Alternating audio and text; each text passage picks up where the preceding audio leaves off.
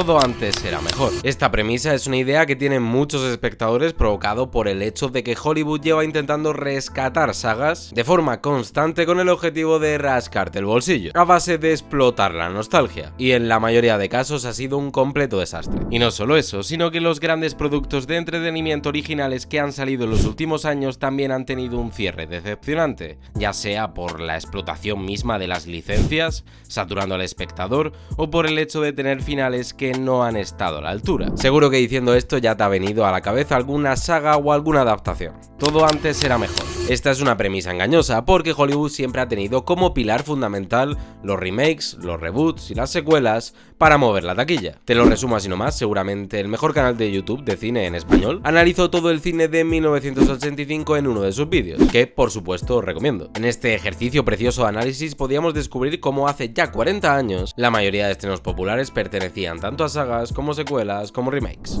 En los años 80 el género más popular era el slasher, y por lo tanto la taquilla era opacada por las míticas sagas de este subgénero. Hoy en día el subgénero dominante, aunque en decadencia, es el cine de superhéroes, y la situación es la misma. Por lo tanto, la premisa de todo antes era mejor, ¿es verdad? Si bien soy devoto del cine de los 80 y de los 90, no creo que se haga mejor cine antes que ahora. Todos los años se estrenan películas buenísimas y algunas se convierten en clásicos modernos. Sin embargo, sí que considero que el mainstream cinematográfico vive una clara crisis creativa. El creciente monopolio de la industria y de las plataformas de streaming han dado pie a que las obras adaptadas no tengan intereses creativos como fin, sino a la búsqueda incesante de un target que justifique la suscripción. Hace un tiempo salió a la luz la primera imagen de la serie de God of War y las redes estallaron en críticas. Si bien queda mucho para conocer el producto final, la imagen era penosa. Si la confunden con una imagen de IA es que algo has hecho mal. La sensación de que si Amazon o Netflix deciden llevar a cabo una adaptación, el resultado será mediocre, es imperante. En este vídeo vamos a conocer esas sagas y adaptaciones al cine o a la televisión que han resultado en un completo fracaso. Conoceremos las causas que han llevado a esta situación y cómo parece un problema difícil de solucionar.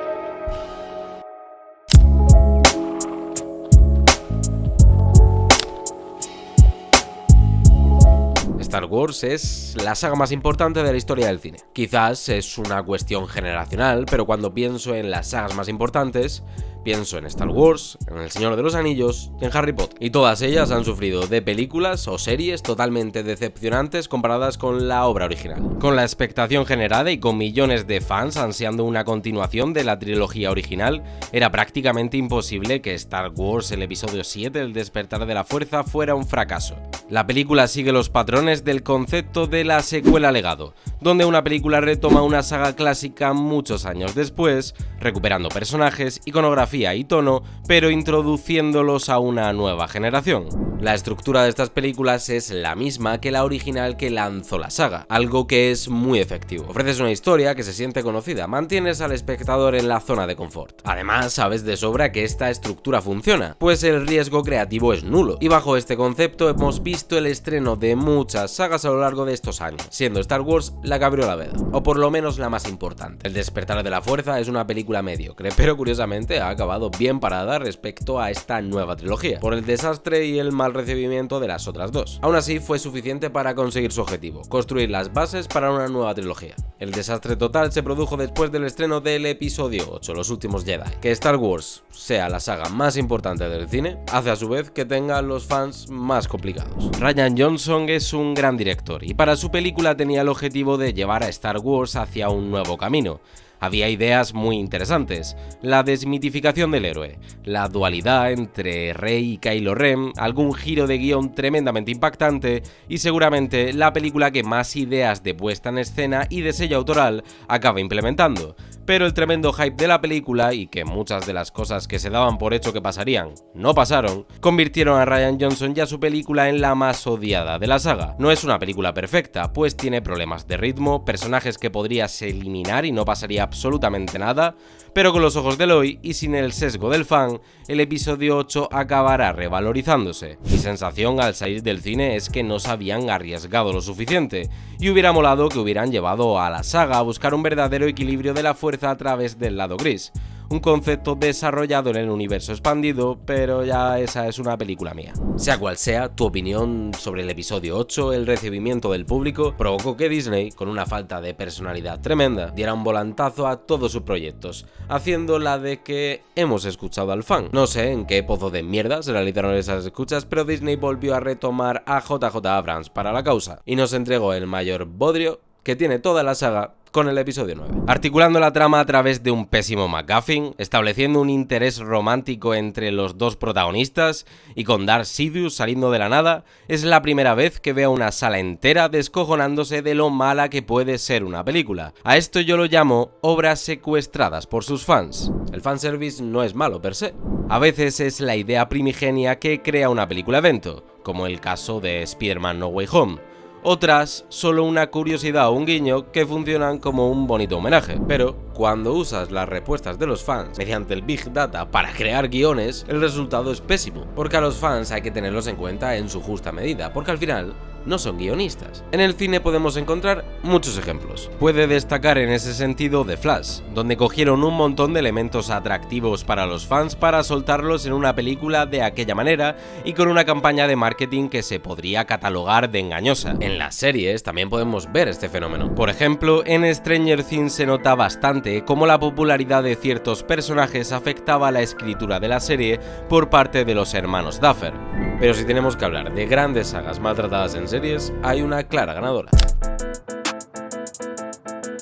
Cuando llevaba menos de la primera mitad de la temporada de Los Anillos de Poder, empecé a pensar, esto huele a mierda. Es que no me podía explicar cómo había un elfo negro. Nah, fuera de coñas. La serie comenzaba a pintar mal desde el momento en el que se anunció que Amazon no tenía los derechos del Silmarillion. Y aquí, más allá de analizar por qué Los Anillos de Poder fue un completo fracaso, ya que podéis encontrar miles de reviews al respecto, me detendré en la guerra de colección de IPs por parte de las grandes plataformas de streaming.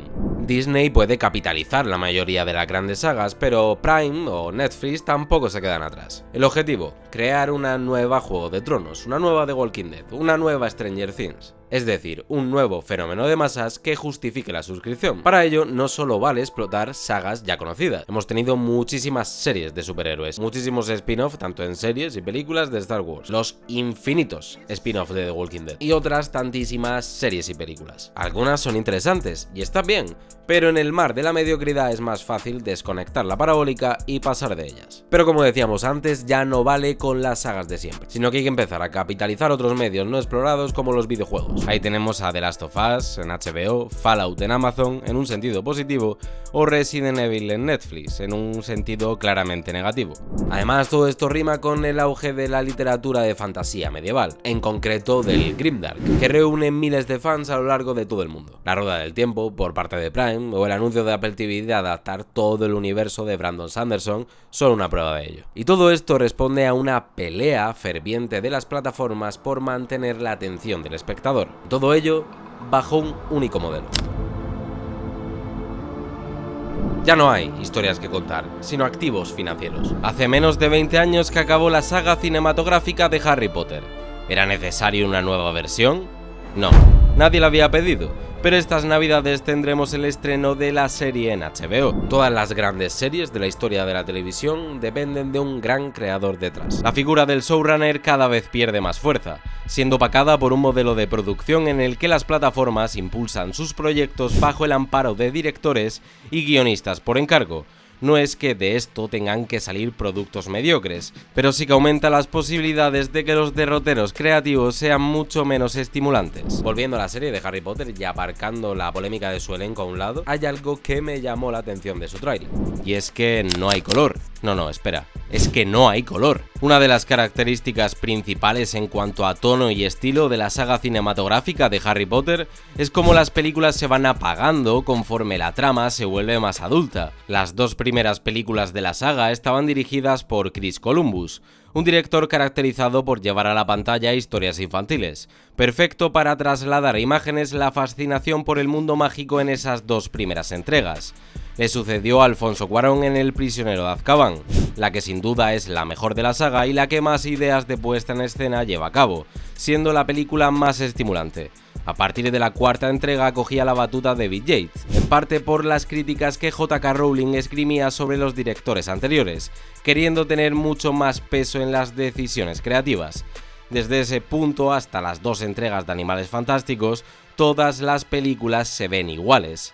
La calidad de las películas fue decreciente, y es un ejemplo de cómo el modelo industrial, que deja casi todo el peso creativo en manos de la producción, depara en productos mediocres. Todas, absolutamente todas, las sagas más importantes de la historia del cine vienen por parte de directores que tomaron grandes riesgos, y el riesgo creativo hoy en día también se interpreta como riesgo financiero, y por lo tanto es mejor anularlo. La falta de color que podemos apreciar en el tráiler de Harry Potter no deja de ser una respuesta a la homogenización de los productos que salen en las plataformas de streaming, y dentro de poco tendremos un análisis al respecto. Pero antes tenemos que hablar de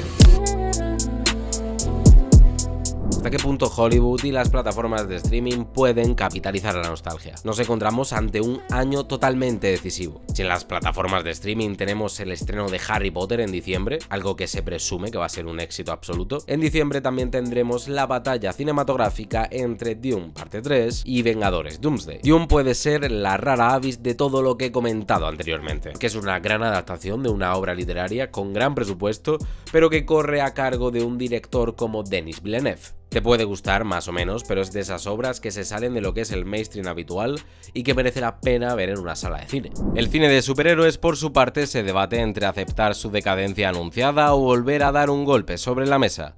El estreno de Spider-Man en verano será el primer testeo. No me cabe duda de que será un éxito comercial, pero la sensación con la que salga el espectador del cine será vital para que se movilice o no en Vengadores Doomsday. La producción sin marketing ronda un presupuesto de entre 500 y 600 millones según los rumores. Pero es que si metiéramos el marketing en la ecuación, seguramente estaríamos hablando de una cifra de 1.000 millones de presupuesto para la película. Por lo que todo lo que no sea un éxito absoluto se convertirá en un fracaso lapidario. Hasta tal punto es la crisis del UCM que tanto los hermanos Russo como Robert Downey Jr.